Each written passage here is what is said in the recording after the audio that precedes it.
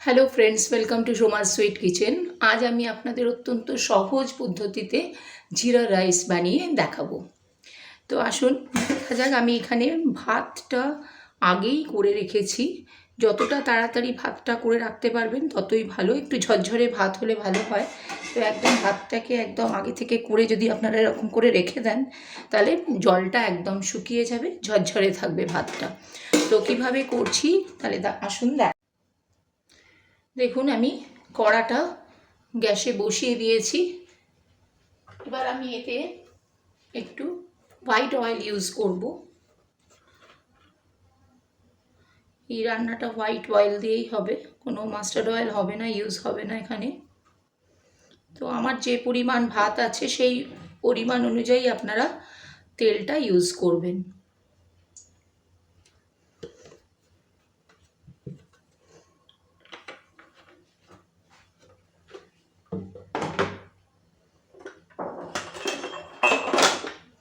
আমি এই কাপের 3 কাপ চাল নিয়েছি। তো আপনারা ঠিক যে কাপ ইউজ করবেন, যেরকম বড় কাপ ইউজ করবেন সেই অনুযায়ী কিন্তু আপনারা তেলটাও সেই মতন ইউজ করবেন, কতটা তেল লাগবে। আমি যে কোয়ান্টিটিটা নিয়েছি সেই কোয়ান্টিটির এতটা তেল দিলেই হবে। তেলটা একটু গরম হলে আমি এখানে, যেহেতু এটা জিরা রাইস, তাই জিরাটা আমি কিন্তু ফোড়ন হিসেবে ইউজ করব। আমার তেলটা একদম গরম হয়ে গেছে। এবার আমি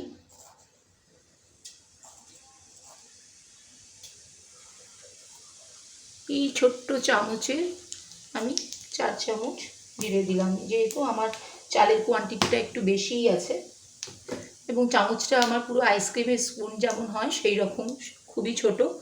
সেই অনুযায়ী মানে আপনাদের টেবিলটা চামচে 2 চামচ দিলেই হবে। চা চামচের, টেবিল চামচের না, চা চামচে 2 চামচ দিলেই হবে। তো আপনারা সবসময় আপনাদের কোয়ান্টিটি অনুযায়ী এটাকে ব্যবহার করবেন। আমার যেরকম কোয়ান্টিটি আমি সেই কোয়ান্টিটি অনুযায়ী আমি কিন্তু দিলাম। এবার জিরেটা একটুখানি হয়ে গেছে, আমি এখানে 3টে শুকনো লঙ্কা ফোড়ন দিচ্ছি।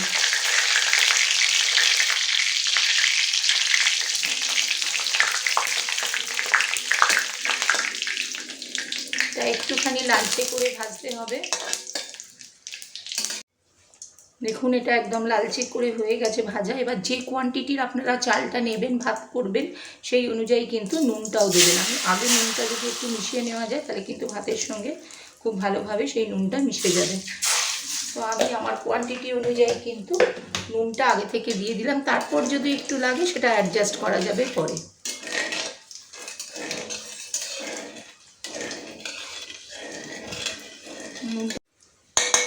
ভাতটাও দিয়ে দেবো।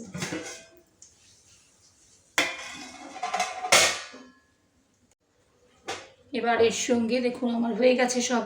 এর সঙ্গে আমরা এই ভাতটাকে মিক্স করছি।